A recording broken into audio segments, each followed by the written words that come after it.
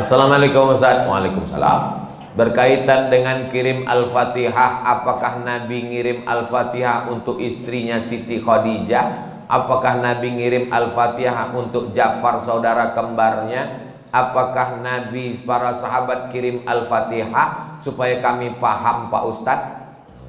Jadi ini yang nanya ini, dia mau beramal kalau dilakukan Nabi. Kalau nggak dilakukan Nabi, nggak mau. Nggak apa-apa, bagus.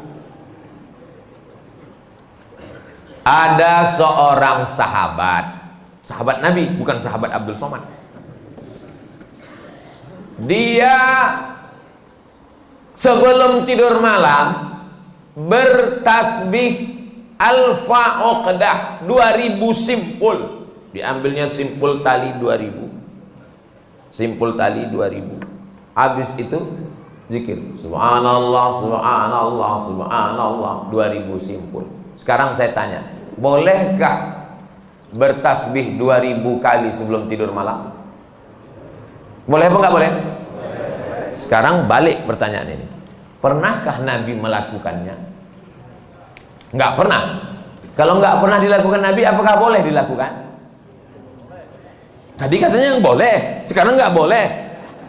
Ternyata kalau ngomong sama orang belum sarapan susah ya.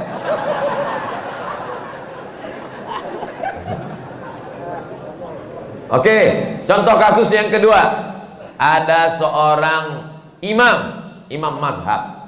Tadi yang bertasbih 2000 kali sebelum tidur itu sahabat Nabi, namanya Abu Hurairah. Sahabat Nabi. Di mana bisa dibaca biografinya? Dalam kitab Syiar A'lam An-Nubala. Siapa yang nulis? Imam Az-Zahabi, Imam Ahlus Sunnah wal Jamaah. Contoh yang kedua.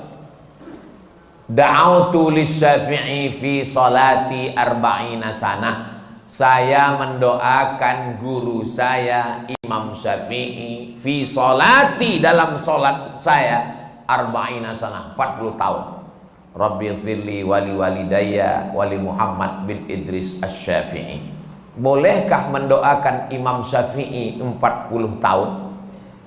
Boleh. Sekarang pakai logika ini. Pernahkah dilakukan Nabi? Nggak pernah. Kalau nggak pernah dilakukan Nabi berarti nggak boleh. Ini pertanyaan tingkat tinggi. Apakah mesti disyaratkan, mesti dilakukan Nabi dan sahabat? Puasa Nabi Daud, pernahkah Nabi melaksanakan puasa Nabi Daud secara berterusan? Yasumu yauman wa yuftiru yauman? Nggak pernah. Tapi Nabi memujinya. Apa kata Nabi?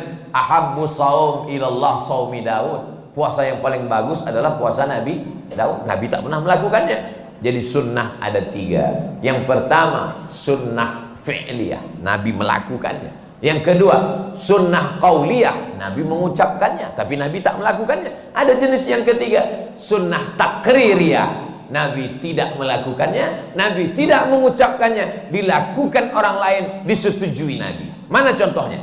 Sami Allahu liman hamidah, Nabi mengajarkan Rabbana lakal hamdu mil'us samawati wa mil'ul ardi wa mil'u ma syi'ta min syai'in ba'du. Tapi ada satu sahabat bacaannya lain. Sami Allahu liman hamidah, Rabbana lakal hamdu hamdan thayyiban mubarakan fi. Selesai salat Nabi tanya, siapa tadi yang baca alhamdulillah hamdan thayyiban katsiran mubarakan fi? Aku enggak pernah ajarkan.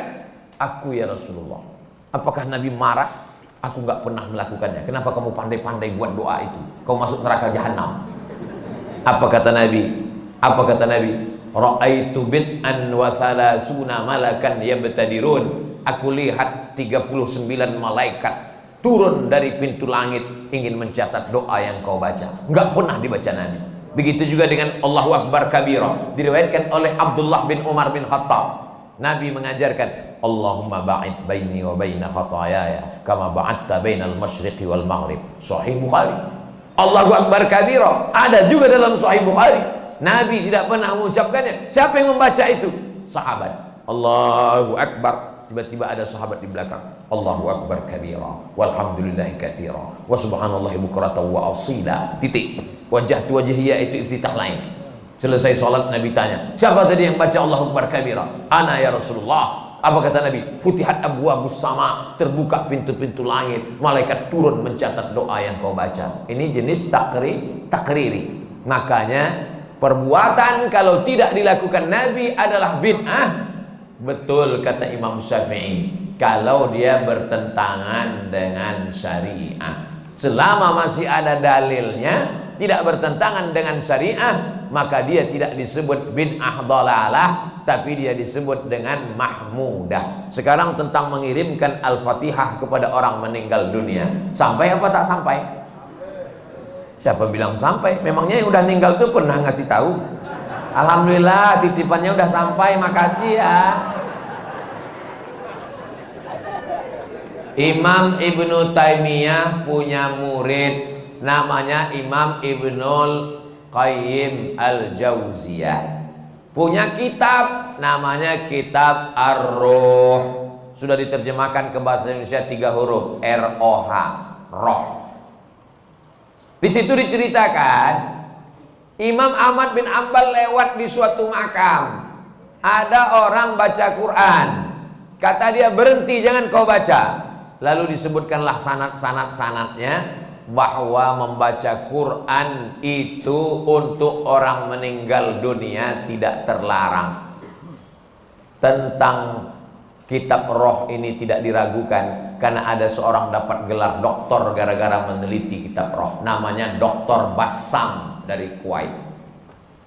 Umar bin Khattab punya anak laki-laki namanya Abdullah bin Umar bin Khattab. Dia pesan, kalau aku meninggal dunia, nanti bacakan di atas makamku pangkal Al-Baqarah 5 ayat sampai wa ulaika humul muflihun, dan ujung Al-Baqarah 3 ayat lillahi ma fis samawati sampai habis. Pesan Abdullah bin Umar bin Khattab kepada orang nanti kalau aku sudah meninggal. Berdasarkan itu Imam Nawawi meninggal tahun 676 dari kalangan mazhab Syafi'i, dalam kitab Al-Azkar mengatakan, wa in khatimul Qur'ana fahuwa hasanun. Seafdal-afdalnya dibacakan sekhatam Al-Qur'an. Kalau tidak sanggup sekhatam Al-Qur'an, likulli syai'in qalbun, segala sesuatu punya hati. Wa qalbul Qur'an Yasin, hatinya Al-Qur'an adalah Yasin. Enggak sanggup juga Ummul Quran Al-Fatihah. Itulah dia dalil-dalil orang yang membacakan Quran. Kalau enggak setuju, jangan salahkan orang karena orang punya dalil. Saya enggak setuju, enggak usah lakukan. Yang tidak boleh itu adalah tidak ada ulama satupun yang membolehkan, dia membuat sendiri. Nah, itu enggak boleh. Imam Nawawi, ini Imam Nawawi bukan imam sembarangan. Dia bukan selevel Imam Samudra, apalagi Imam S. Arifin. Imam Nawawi, kalau kita baca kitab pertama Sahih Bukhari, di bawah Sahih Bukhari Sahih Muslim. Imam Muslim muridnya Imam Bukhari. Kalau kita baca Sahih Muslim kita nggak paham, kita mesti baca kitab Al-Minhaj Syarah Sahih Muslim Ibn Al-Hajjaj Imam Nawawi.